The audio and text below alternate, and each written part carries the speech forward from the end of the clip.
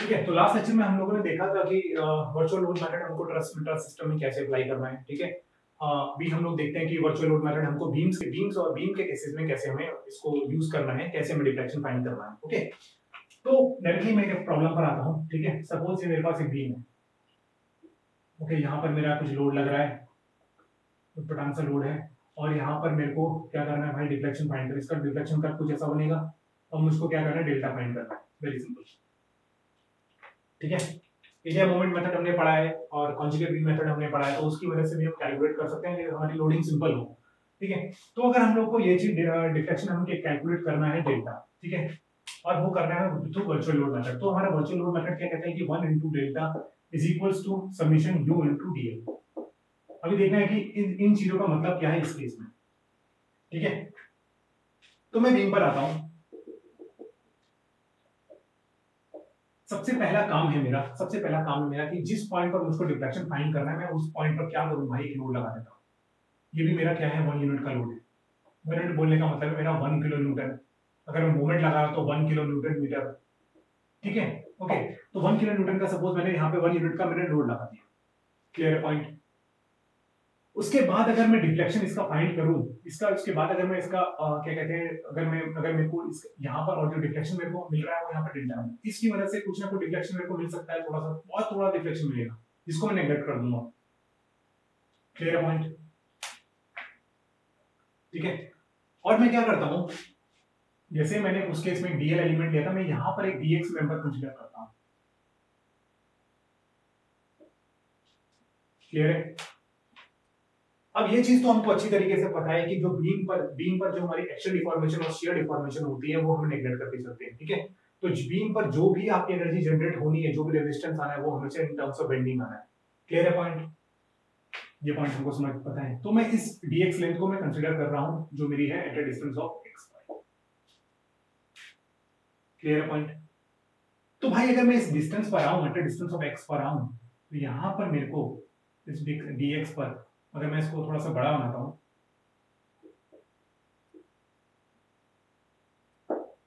यहां पर मेरे को क्या मिल रहा होगा, कुछ मोमेंट मिल रहा होगा, स्मॉल m से डिनोट करता हूं मैं इसको, ऐसा ही कुछ हो रहा होगा, और कुछ डिफॉर्मेशन हो रही होगी जो बहुत कम होगी डिफॉर्मेशन, जिसको मैं नेगलेक्ट मान सकता हूं क्योंकि मैंने 1 यूनिट का लोड लगाया है।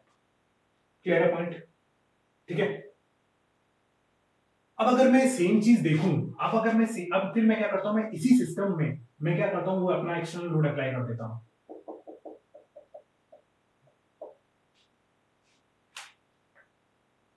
क्लियर है पॉइंट। अब उस एक्सटर्नल लोड की वजह से यहां पर कुछ मेरे को डिफॉर्मेशन मिल सकती है। उस एक्सटर्नल लोड की वजह से भी इस dx एलिमेंट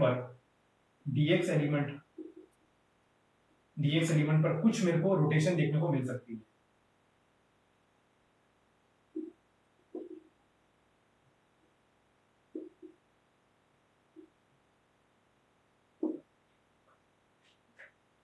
ठीक है, ये हमारी न्यूट्रल एक्सिस हो जाएगी। ठीक है, तो कुछ हमें इसमें भी हमें क्या, कुछ डी थीटा, कुछ हमें dx हमको डी थीटा आपको देखने को मिल सकता है यहाँ पर। ठीक है, due to this external load, not due to this 1 unit load, due to this external load की मैं बात कर रहा हूँ। क्लियर है। तो अगर मैं इस पॉइंट को देखूं यार, अगर मैं इस पॉइंट को क्लियरली देखूं, तो यहाँ पर जो मेरे को रियल डिस्प्लेसमेंट मिल रही है, रियल डिस्प्लेसमेंट मेरे को इस वजह से, इसकी वजह से मिल रही है, दिस इज रियल डिस्प्लेसमेंट। ठीक है, and this is virtual internal movement बोल सकते हैं इसको। ये यार, अगर यहाँ पर मेरा मोमेंट m है, तो मैंने इस dx के लिए उसको भी m मान लिया है। ठीक है, लोड के कारण भी मेरा कुछ m लगेगा, उसको मैंने कंसीडर नहीं किया मेरे को, क्योंकि उस पॉइंट पर मेरे को डिफ्लेक्शन से मतलब है, तो यहाँ पर मेरे को d थीटा मिल रहा है। क्लियर है। अब मैं सिमिलरली मैं फॉर्मूले पर आता हूँ, तो 1 into डेल्टा लिखता हूँ equal to summation u into dl। ठीक है, u कितना हो जाएगा मेरा, u जो है वो मेरा मोमेंट है, internal moment m, into dl मेरा कितना हो जाएगा यहाँ से डी थीटा। ठीक है, डी थीटा ही होगा ना यार, क्योंकि चेंज इन स्लोप है, क्योंकि मैं मोमेंट कंसीडर कर रहा हूं, मोमेंट के कॉरस्पॉन्ड जो मेरे को, क्योंकि मैंने यहाँ पर देखेंगे आप, जो मैंने इंटरनल रेजिस्टेंस कंसीडर किया है वो मैंने मोमेंट किया है, तो मोमेंट के कॉरस्पॉन्ड मुझको रोटेशन मिलेगा, तो रोटेशन मेरे कहने का मतलब चेंज इन रोटेशन। ठीक है, तो डी थीटा बाई हमको कोई क्वेश्चन आता है D theta by D X equals to हम लिखते हैं एम ओवर में ई आई, ये पता होना चाहिए। तो उस चीज को मैं अगर रिप्लेस कर दूं यहाँ से तो summation this is equals to M into ये हो जाएगा कितना एम ओवर में ई आई इनटू में डी एक्स, ये हो जाएगा। अब मैं इसको इंटीग्रेट करके लिख सकता हूँ 0 to L M into M of D X over में E I is equals to 1 into delta. तो यार ये चीज है जो बहुत इंपॉर्टेंट चीज है, आपको ध्यान में रखनी है, ठीक है। m मेरा जो हो गया वो इंटरनल मोमेंट हो गया m, और जो m ओवर में dx है ये मेरा जो टर्म है this is real internal displacement, real internal displacement, clear है पॉइंट। और ये जो मेरा है वो है virtual internal moment, virtual internal moment, ठीक है। ये चीज आपको ध्यान रखनी है। सिमिलरली ये है मेरा virtual external load, virtual external load, और ये है मेरा क्या कहते हैं वर्चुअल एक्सटर्नल डिस्प्लेसमेंट, क्लियर है पॉइंट। तो ये चीज आपको ध्यान में होनी चाहिए, ठीक है। सिमिलरली अगर मेरे को जैसे यहाँ पर डेल्टा फाइंड करना है, अगर मेरे को यहाँ पर स्लोप फाइंड करना है तो स्लोप के लिए मैं क्या करूंगा यूनिट कपल लगा दूंगा। सिंपल मैं क्या करूंगा यहाँ पर एक यूनिट का कपल लगा दूंगा, ठीक है, अगर मेरे को स्लोप फाइंड करना है, क्लियर है पॉइंट। तो ये चीज आपको ध्यान में देनी है, बिल्कुल ये वेरी वेरी इंपॉर्टेंट थिंग है, ठीक है। तो ये एक केस हो गया कि हमको कैसे कैलकुलेट करना है इस केस में कि डिस्प्लेसमेंट हमारे ये हमारा हमें पता होना चाहिए कि रियल इंटरनल डिस्प्लेसमेंट हमारा कौन सा टर्म है, वर्चुअल डिस्प्लेसमेंट हमारे क्या है, वर्चुअल एक्सटर्नल डिफ्लेक्शन हमारी क्या है, वर्चुअल एक्सटर्नल लोड हमारा क्या है। तो उस तरीके से अगर हम लोग अप्रोच करेंगे तो प्रॉब्लम में मिस्टेक होने के चांसेस कम रहेंगे, ठीक है। ये फॉर्मूला याद नहीं करना है आपको, अभी थोड़ा बहुत क्लियर हुआ होगा, एक बार प्रैक्टिस करेंगे तो और क्लैरिटी आ जाएगी, ठीक है। तो इसी में बीम में केस देखते हैं, अगर मेरा टेम्परेचर वेरिएशन है बीम में,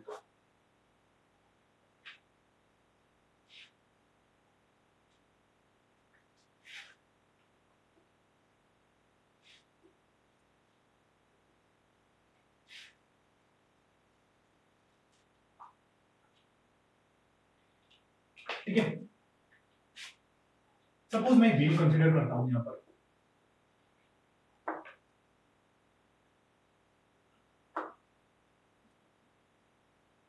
ठीक है, और मैं ये बोलता हूं भाई कि मेरा ऊपर का जो टेम्परेचर है बीम का वो मेरा T1 है और नीचे जो मेरा टेम्परेचर है वो T2, क्लियर है पॉइंट, ठीक है। और मैंने ये भी नहीं, ऊपर को मैं T2 ले लेता हूँ, नीचे को T1 लेता हूँ, और मैं ये भी जानता हूँ कि मेरा T2 जो है वो बराबर है T1 से, क्लियर है, ठीक है।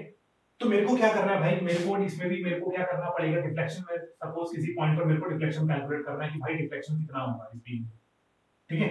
मेरे को एक चीज कैलकुलेट करनी है, डिफ्लेक्शन कितना होगा इस बीम पर, क्लियर है पॉइंट।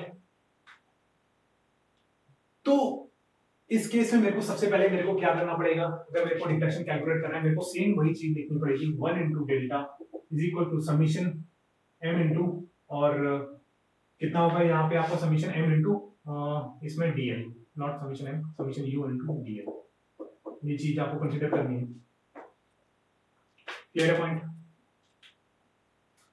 ठीक है। तो मेरा ये चीज मेरे को पता है कि समीशन T2 मेरा बड़ा है T1 से, ठीक है। अगर मैं टेम्परेचर में लीनियर वेरिएशन मानूं तो लीनियर अगर मैं वेरिएशन मानूं तो ये हो जाएगा मेरा यहाँ पर Tm हो जाएगा मेरा T2 और ये हो जाएगा मेरा T1। Tm जो है मेरा temperature at central portion of the beam है, इस पोर्शन पर, क्लियर है पॉइंट। अगर ये मेरा लीनियर वेरिएशन है, अगर ये मेरा लीनियर वेरिएशन है, सपोज अगर ये मेरा लीनियर वेरिएशन है, ठीक है, तो मैं लिख सकता हूं यहाँ पर ऊपर जो चेंज इन टेम्परेचर मिलेगा T2 माइनस Tm वो बराबर होगा तो मैं लिख सकता हूं यहाँ पर T2 माइनस Tm, ठीक है, वो इक्वल टू होगा Tm माइनस ऑफ T1 के, अगर मेरा for linear variation of temperature across the delta, linear variation of temperature across the delta, clear है पॉइंट। अगर मैंने भाई linear temperature across the depth माना है तो मेरा T2 माइनस Tm इक्वल्स बराबर होगा T1 minus Tm minus T1 के, ठीक है। कहने का मेरा मतलब है कि, और मैं ये भी बोल सकता हूँ कि जो मेरा ऊपर का जो पोर्शन है, ऊपर का पोर्शन है वो एलोंगेट होने की कोशिश करेगा और नीचे का जो पोर्शन है वो मेरा कॉन्ट्रैक्ट होने की कोशिश करेगा। ये चीज भी आप लोगों को पता होनी चाहिए, ठीक है। तो मैं सिंपली क्या करता हूँ, मैं x पोजीशन पे dx का एलिमेंट कंसीडर करता हूँ, ठीक है। तो भाई मैंने क्या किया, यहाँ पर एक dx एलिमेंट मैंने कंसीडर कर दिया,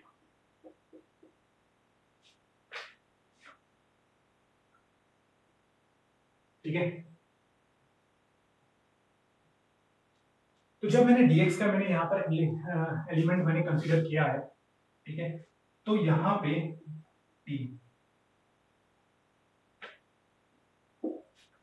तो टेम्परेचर की वजह से जो भी इसमें जो डिफॉर्मेशन आएगा वो कुछ ऐसा आएगा,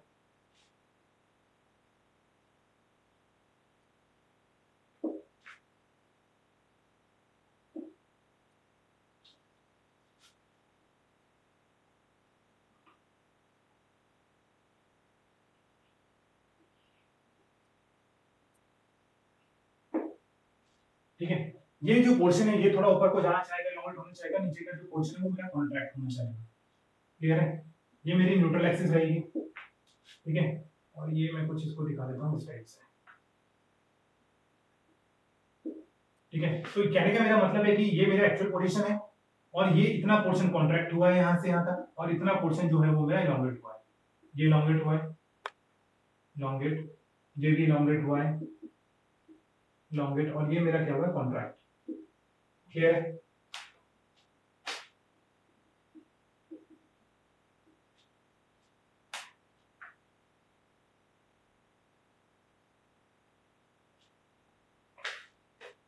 ठीक है। तो अगर मैं देखूं इस एलिमेंट को मैं कंसीडर करता हूं, तो अगर मेरा ऊपर पे मेरे को कितने का temperature Tm T2 minus Tm मिल रहा है, तो ऊपर का जो फाइबर होगा dx, वो कितने से लॉन्गेट करना चाहिए। अगर मेरा ऊपर टेम्परेचर राइज है T2 माइनस Tm, तो वो कुछ ऐसे राइज करना चाहिए, alpha delta T into dx, ठीक है। और नीचे का जो पोर्शन कॉन्ट्रैक्ट करना चाहिए वो करना चाहिए alpha delta T into dx से कॉन्ट्रैक्ट करना चाहिए, कॉन्ट्रैक्ट elongate, ठीक है। यही होगा, क्योंकि डेल्टा टी जो है मेरा ऊपर वाले केस में मेरा रहेगा T2 माइनस Tm, और नीचे वाले केस में रहेगा मेरा Tm minus of T2, T1 minus of T1। तो नीचे मेरा टेम्परेचर कम है, मेरा ऊपर टेम्परेचर ज्यादा है, तो नीचे का जो पोर्शन होगा वो मेरा कॉन्ट्रैक्ट होना चाहिए, ऊपर का पोर्शन जो है वो मेरा elongate होना चाहिए, ठीक है। तो भाई अब मैं क्या करता हूँ कि मैं इस अल्फा डेल्टा Tx को दो पोर्शन में डिवाइड कर देता हूँ, ठीक है। तो यहाँ पर मेरे को कुछ कितना लॉन्गेस्ट मिलेगा इस एंड पर, alpha delta T dx by 2। Similarly यहाँ पर भी मेरे को मिलेगा कितना, अल्फा T dx by 2, क्योंकि ये पूरा elongate हो रहा है ना, तो हाफ पोर्शन इधर elongate होगा, हाफ पोर्शन इधर elongate होगा, क्लियर है पॉइंट। और इसको मैं मान लेता हूँ, सपोज इसको मैंने मान लिया कैपिटल R, ठीक है, इसको स्मॉल d मान लेते हैं यार, न्यूट्रल एक्सिस से टॉप फाइबर का डेप्थ है, ठीक है।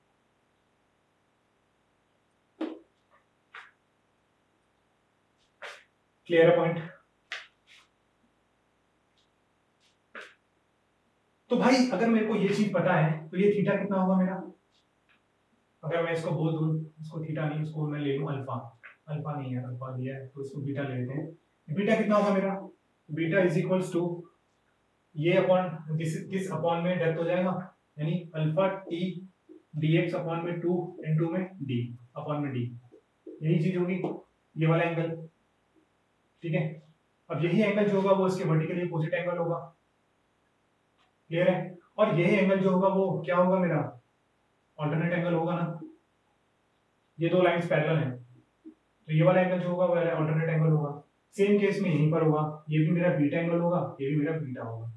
तो भाई यहां से मैं कितना, ये और ये मेरा जो कंप्लीट है वो है मेरा डी थीटा, तो डी थीटा मैं यहां से लिख सकता हूं अल्फा टी dx अपॉन में d, ठीक है। और जो d है वो मेरा इस न्यूट्रल एक्सिस से जो मेरा टॉप फाइबर का डिस्टेंस है वो है, ये है मेरा d, क्लियर है पॉइंट, ठीक है। तो ये मेरा हो गया अल्फा टी dx अपॉन में d, तो d थीटा हो गया, ठीक है। तो पर्पस ये है इसको डिराइव करने का कि जो भी मेरा एक्सटर्नल लोड है, एक्सटर्नल लोड यहाँ पर मेरा टेम्परेचर वेरिएशन की वजह से मुझे d थीटा कितना मिल रहा है, क्योंकि टेम्परेचर की वेरिएशन की वजह से ये चीज जो है वो बेंड होना चाहिए, तो बेंड होने की वजह से मेरे को चेंज इन स्लोप मिलेगा। तो मैंने क्या किया, dx एलिमेंट पर वो चेंज इन स्लोप मेरा कितना होगा, क्लियर है। तो भाई अगर मैं इसको कैलकुलेट करूं, इसको चीज को मैं कैलकुलेट करूं, तो ये फिर से हो जाएगा मेरे पास 1 इंटू डेल्टा। यहाँ पर अगर मेरे को डिफ्लेक्शन फाइंड करना है इस पॉइंट पर, तो 1 इंटू डेल्टा, 1 इंटू डेल्टा हो गया, इक्वल टू समीशन में कितना होगा मेरा, u इंटू dl। अब dl जो है वो मेरा क्या हो जाएगा, d थीटा हो जाएगा यहाँ पे, और d थीटा के कॉरस्पॉन्ड मेरा क्या रहेगा, मोमेंट रहेगा। मोमेंट कितना है मेरा, यूनिट लोड की वजह से सपोज कुछ m रहेगा, तो m इंटू d थीटा मैंने कितना कैलकुलेट किया, अल्फा t dx अपॉन में d, इंटीग्रेट कर देंगे ऐसे 0 टू l, ये हो जाएगा 1 इंटू डेल्टा। तो भाई ये चीज है, ये जो है चीज यहाँ पर, ये है मेरी रियल इंटरनल डिस्प्लेसमेंट।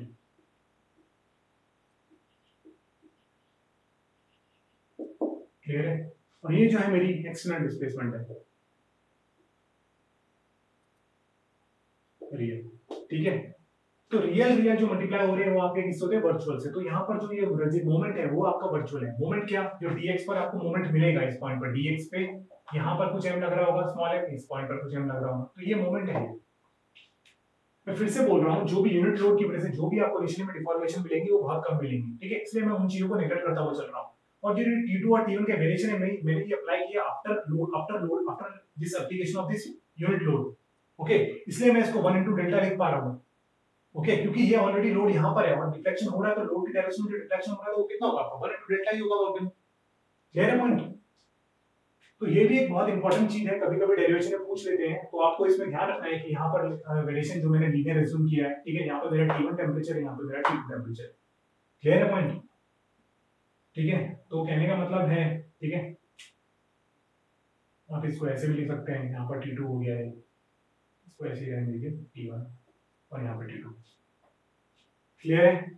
तो ये भी एक चीज समझने के लिए है कि जब टेंपरेचर वेरिएशन हो रहा होगा along the depth of the beam, तो हमको यूनिट लोड मेथड कैसे अप्लाई करना है, ठीक है। बहुत सही अप्रोच है और बहुत इंपॉर्टेंट टूल है डिफ्लेक्शन फाइंड करने के लिए, ठीक है।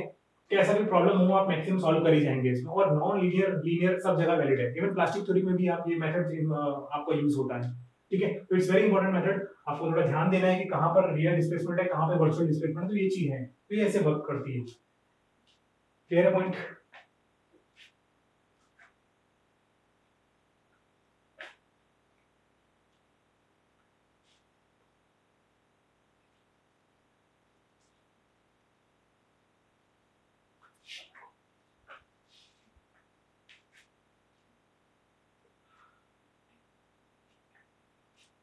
ठीक है, अभी कुछ एक दो टॉपिक और देख लेते हैं। Virtual strain energy due to shear, ठीक है। अब आप बोलेंगे सर हमने तो शेयर डिफॉर्मेशन को नेगलेक्ट किया है, एक्चुअल डिफॉर्मेशन को नेगलेक्ट किया, तो उसको पढ़ने की क्या जरूरत है। बेसिकली कहीं कहीं पे आपको शेयर डिफॉर्मेशन थोड़ा, अगर हमको जरूरत पड़ जाए उसको निकालने की, कहां पे हम कहीं पे नेगलेक्ट नहीं कर पाए, तो वहां पे हमारी स्ट्रेन एनर्जी जो होती है वो कैसे, वर्चुअल स्ट्रेन एनर्जी हमारी कैसे वर्क करती है, ठीक है, कैसे हमको वो चीज लिखनी है। तो ठीक है, तो मैं सिंपली क्या करता हूँ यहाँ पर, ठीक है, तो मैं क्या करता हूँ, एक फिगर बनाते हैं हम लोग सबसे पहले, ठीक है, बीम ड्रॉ करते हैं, एक फिगर बनाते हैं, ये मेरा dx एलिमेंट है, ठीक है। क्लियर है। और यहाँ पर मैंने कुछ शेयर फोर्स इसमें अप्लाई करा है, b का, इधर से d का, तो शेयर डिफॉर्मेशन खुद इसमें ऐसा है,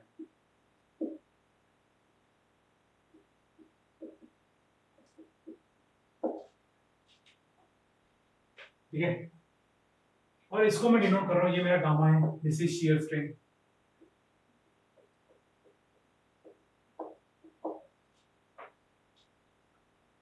क्लियर पॉइंट। और इसका क्रॉस सेक्शन एरिया होगा कुछ, इस बीम का जो क्रॉस सेक्शन हो रही है एरिया होगा वो कुछ सपोज कर लीजिए ए होगा, ठीक है। इसका cross section area is equals to A. Clear है।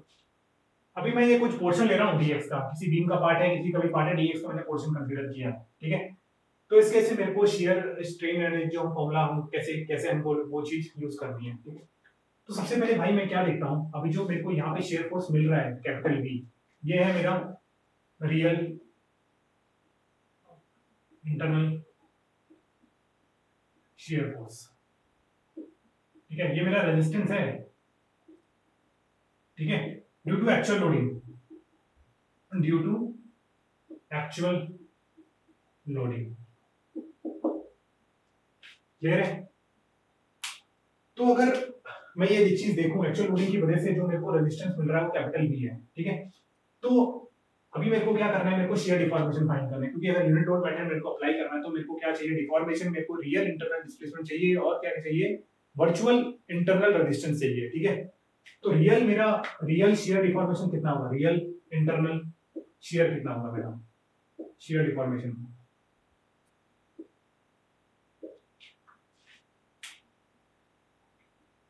वो कितना होगा, वो मेरा dy होगा, ठीक है। तो मैं क्या लिख सकता हूँ, शेयर स्ट्रेन गामा को मैं लिख सकता हूँ कितना, आपका dy बाई dx मैं लिख सकता हूँ, ठीक है। मैंने यहाँ पर शेयर डिस्प्लेसमेंट मान लिया, भाई मेरे को शेयर डिफॉर्मेशन dy का मिल रहा है, ठीक है। तो मैंने यहाँ पर लिखे gamma equal to dy by dx लिख लिया मैंने, इस वन में कोई दिक्कत नहीं होनी चाहिए, ठीक है।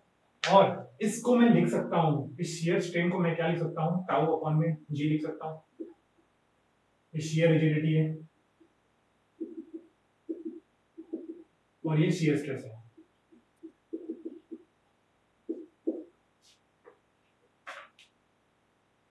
ठीक है। तो भाई अगर मैं इस चीज को कैलकुलेट करता हूँ, शेयर स्ट्रेस को मैं क्या लिख सकता हूँ, शेयर फोर्स अपॉन में एरिया, ठीक है। एरिया यहाँ पे हमें रिड्यूस एरिया लेना पड़ता है, तो आप स्ट्रेंथ ऑफ मटेरियल्स में देखेंगे कि ये यार होता क्या है, क्लियरली अभी के लिए देख लीजिए कि ये हमारा, चलो इसको एरिया ए ही मान लेते हैं फिलहाल के लिए, ठीक है। तो शेयर स्ट्रेस जो होगा मेरा कितना होगा, v अपॉन में, एक्चुअली में ये रिड्यूस एरिया होता है क्रॉस सेक्शन का, ठीक है। और नीचे मेरा जी रहेगा, ठीक है। ये होगी मेरी शेयर रिजिडिटी, ये मेरा हो गया शेयर फोर्स, रियल है शेयर फोर्स, ठीक है।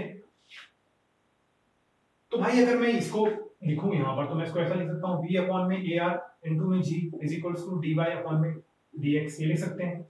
इसको मैं फिर से यहाँ पे लिख सकता हूँ, v इंटू dx ओवर में AR इंटू में G,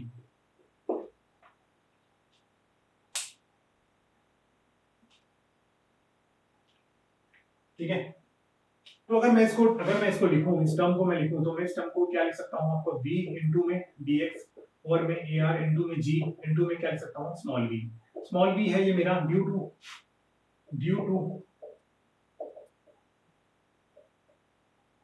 एक्सटर्नल लोड, ठीक है। ये resistance due to external virtual unit load, clear है। तो भाई ये एक्सप्रेशन मेरा बन के आ जाता है, v into D x into में v अपॉन में AR इंटू जी। अगर मेरे को वर्चुअल स्ट्रेन एनर्जी मेरे को कैलकुलेट करनी है ड्यू टू शियर, तो मेरे को ये टर्म आके मिलेगी मेरे को, जो जहां पर ये है मेरी रियल डिस्प्लेसमेंट और ये है मेरी वर्चुअल इंटरनल फोर्स,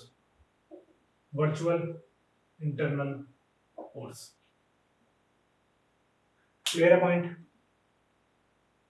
ठीक है। तो सिमिलरली हमको एक आपको तरीका था बताने का, सिमिलरली ऐसा ही केस हमको टॉर्शन के केसेस में भी मिल जाता है, ठीक है। एक बार टॉर्शन वाला केस भी देखते हैं, फिर इस चीज को क्लोज करते हैं और फिर इसके आगे बाद थोड़ा प्रॉब्लम देखेंगे, ठीक है। ओके,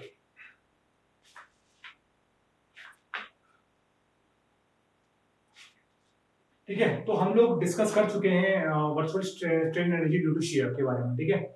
अभी हम लोग देखते हैं कि virtual energy due to torsion, energy due to shear strain energy due to torsion कितना होगा आपका, टॉर्शन की वजह से भी आपका जो होता है वो शियर आता है, ठीक है। तो नेक्स्ट आता है हमारा वर्चुअल स्ट्रेन एनर्जी, ठीक है।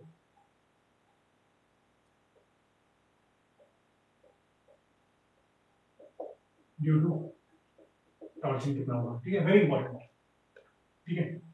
अगर आप लोगों को समझ में नहीं आ रहा है कि ये चीज कहाँ पे यूज करनी है, तो मेरे कहने का मतलब है जहां पर भी आप लोगों को सपोज क्या कहते हैं, जैसे जनरली हम लोग क्या करते हैं, 1 इंटू डेल्टा इक्वल्स को हम क्या लिखते हैं, ठीक है, energy due to moment plus energy due to shear plus energy due to torsion plus energy due to axial force. ठीक है, अगर हम किसी चीज को नेग्लेक्ट ना करें तो ये चीज होनी चाहिए हमारे पास, ये पूरी टर्म होनी चाहिए। क्लियर है?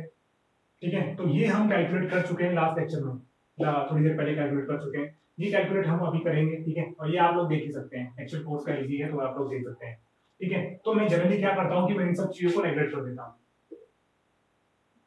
तो वही चीज देख रहे हैं, अगर हम इन चीजों को हमें कहीं किसी में नेग्लेक्ट करने की जरूरत ना पड़े तो हमको एक फॉर्मूला कैसे अप्लाई करना है, वहां पे हम simple energy due to moment नहीं लिख देंगे। वहां पर जो हम सिंपली कैलकुलेट कर रहे हैं उसमें हमको शियर भी कैलकुलेट करना पड़ सकता है, टॉर्शन भी कैलकुलेट करना पड़ सकता है, एक्शन फोर्स के कारण भी एनर्जी हमको कैलकुलेट करनी पड़ सकती है। ये हमारी पूरी जो है वो आपकी क्या है, वर्चुअल एनर्जी है, virtual internal external, internal virtual work done, internal virtual work done. Clear है? ठीक है, तो अभी शेयर का केस हम लोग देख चुके हैं, टॉर्शन का केस एक बार देखते हैं। ठीक है, तो टॉर्शन के केस में सपोज ये मेरा dx एलिमेंट है,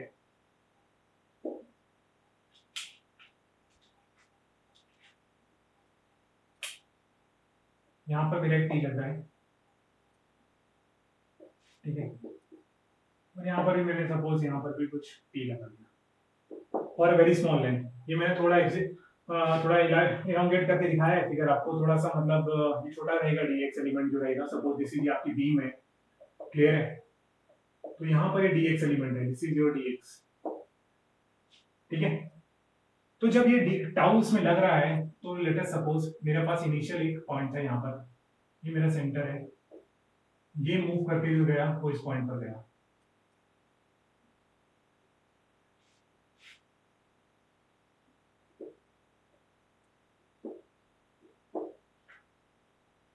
क्लियर है पॉइंट? और लेट अस सपोज इसका जो रेडियस है वो स्मॉल आ रहा है, इस शाफ्ट का जो रेडियस, बीम मेरी जो है सर्कुलर है, वो सर्कुलर में मैंने जो रेडियस ले लिया वो आर ले ली। तो रेक्टेंगुलर भी हो सकती है, क्रॉस सर्कुलर भी हो सकती है। ठीक है, तो मैं जनरली एक सर्कुलर का केस लेके आपको सॉल्व कर रहा हूँ कि बीम का शेप कैसे भी हो सकता है। ठीक है, जनरली बट रेक्टेंगल होता है तो रेक्टेंगल के केस में फॉर्मूला थोड़ा डिफर हो जाएगा। क्लियर है पॉइंट? तो हम लोग देख रहे हैं कि भाई मेरे पास dx एलिमेंट है, मुझे क्या कैलकुलेट करना है कि यार इंटरनल स्ट्रेन एनर्जी मेरी टॉर्शन के कारण कितनी आएगी, जो मैं इस फॉर्मूले में रखूंगा। ठीक है, तो टॉर्शन की वजह से मेरे को क्या मिलेगा भाई, सबसे पहले मेरे को क्या मिलेगा, मेरे को शियर डिफॉर्मेशन ही मिलेगा इस डायरेक्शन में। ये मेरा जो फाइबर था ये मूव करके चला गया भाई यहाँ पर। क्लियर है? तो ये लेंथ कितनी हो गई मेरी, r into suppose D theta है, r इंटू डी थीटा हो गया। ठीक है, और ये मेरा dx लेंथ है। तो यहां से मेरे को गामा मिलता है, gamma is shear strain, again shear strain. ये मिलेगा मेरे को कितना, r into D theta upon में dx, यही मिलेगा। इसमें कोई डाउट नहीं होना चाहिए। ठीक है, अगर मैं टॉर्शन का एक फॉर्मूला याद रखूं, T अपॉन में J is equals to G theta upon में L इज इक्वल्स टू कितना होता है, Fs अपॉन में R। ठीक है, ये फॉर्मूला आपको याद होगा स्ट्रेंथ ऑफ मटेरियल से। क्लियर है पॉइंट? तो अभी मेरे को चाहिए क्या यहाँ पर, मेरे को बेसिकली चाहिए, मेरे को टॉर्शनल डिफॉर्मेशन चाहिए, मेरे को बेसिकली क्या चाहिए, डी थीटा चाहिए मेरे को। ठीक है, क्योंकि जो टॉर्शन के कारण जो वर्क होगा वो क्या होगा यार, टी इंटू डी थीटा ही तो होगा। ठीक है, क्योंकि शियर डी थीटा ही, यहाँ पर जो शियर मिल रहा है वो मेरे को किस डी थीटा की वजह से ही मिल रहा है। ठीक है, तो मैं क्या लिख सकता हूँ यार यहाँ पर, आर इंटू गामा, मेरे पास शियर स्ट्रेन है, शियर स्ट्रेन गामा को गामा मेरे पास not shear, gamma is shear strain, shear strain को मैं लिख सकता हूँ, शियर स्ट्रेन को मैं लिख सकता हूँ आपका टाउ अपॉन में जी, मैं लिख सकता हूँ टाउ अपॉन में जी। ठीक है, टाउ अपॉन में G is equals to R into D theta upon में डीएक्स, ये लिख सकते हैं। क्लियर है? शियर स्ट्रेन है ना, शियर स्ट्रेन को मैं टाउ अपॉन जी लिख सकता हूँ यार। ठीक है, R into D theta upon में डीएक्स। क्लियर है पॉइंट? इसमें कोई डाउट नहीं होना चाहिए। ठीक है, और अगर मैं देखूं tau upon G D theta by D X, ठीक है, तो ये इस इक्वेशन को मैं कुछ ऐसा भी लिख सकता हूँ, टाउ अपॉन में जी इनटू में R is equals to D theta by D X, ये भी हम लोग कर सकते हैं। ठीक है, तो यहां से हमको जो डी थीटा मिलता है वो कितना मिलता है, टाउ इंटू डीएक्स ओवर में जी इंटू आर, यही मिलता है इक्वल्स टू डी थीटा। ठीक है, और टाउ अपॉन आर को, इस टर्म को मैं लिख सकता हूं यहाँ पर टी अपॉन में जे।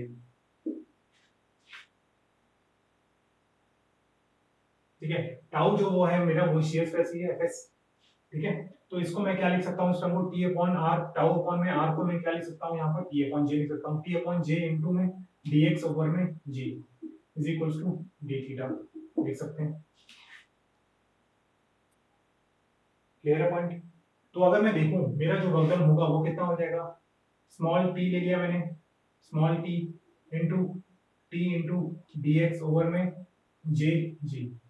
ठीक है, इसको मैंने इंटीग्रेट कर दिया 0 टू एल तक, क्योंकि जो भाई जो मेरा वर्क डन होगा ना टॉर्क, इस टॉर्क के कॉरस्पॉन्डिंग मेरा थीटा ही तो होगा, है ना, कितना ये रोटेट, कितना ये यहाँ से मूव किया है थीटा डायरेक्शन, वही मेरा वर्क डन होगा ना टॉर्क का, कितना टी इंटू थीटा ही तो होगा वर्क डन मेरा। तो इसलिए मैंने यहाँ पर जो थीटा का रोटेशन लिया है जो रेडियन में होता है, और ये यहाँ पर मेरा जो है वो थीटा आया है, और ये जो मेरा है वो वर्चुअल टॉर्क है, वर्चुअल टॉर्क,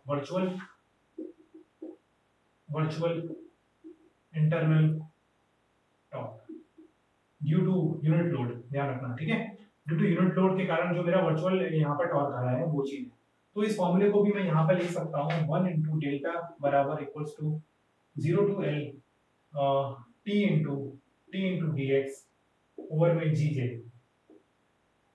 ठीक है, plus 0 to L M into M over में E I into D X, ये भी लिख सकते हैं, plus 0 to L V into, इससे पहले शेयर फोर्स जो हमने कैलकुलेट किया था वो वैल्यू भी हम लिख सकते हैं, एनर्जी ड्यू टू शेयर। ठीक है, ठीक है, तो ये सारी टर्म्स जो है वो हम लोग को कैलकुलेट करके लिखनी है। ठीक है, अभी याद नहीं आ रहा है कि उसकी वैल्यू क्या कैलकुलेट करी थी हमने, ये लिखा है क्या? ठीक है, तो ये हम पहले कैलकुलेट कर चुके हैं, तो उस वैल्यू को आप यहाँ पे पुट कर सकते हैं, प्लस यहाँ पे एक्शन का भी एक वैल्यू आ जाएगी। ठीक है, तो ये आपको फॉर्मूला तब हमको ऐसे यूज करना पड़ेगा। अब ये यूनिट लोड भी हो सकता है, वो यूनिट मोमेंट भी हो सकता है। तो ये आपका जो चैप्टर है ये खत्म हुआ यहाँ पे वर्चुअल लोड मेथड का जो थ्योरेटिकल पार्ट है। ठीक है, आई होप मैंने मोस्टली कवर की हैं चीजें, और बाकी चीजें हम जो है वो प्रॉब्लम्स में देखेंगे। ठीक है, एक बार इस चीज को रिवाइज करेगा, और कोई डाउट है तो वो आप कमेंट सेक्शन में पूछ सकते हैं, क्लैरिफाई करने की कोशिश करेंगे। ठीक है, मोस्टली जो भी केसेस बन सकते थे वो थोड़े बहुत हमने डिस्कस कर लिए हैं, बाकी प्रॉब्लम हम देखेंगे। Thank you very much.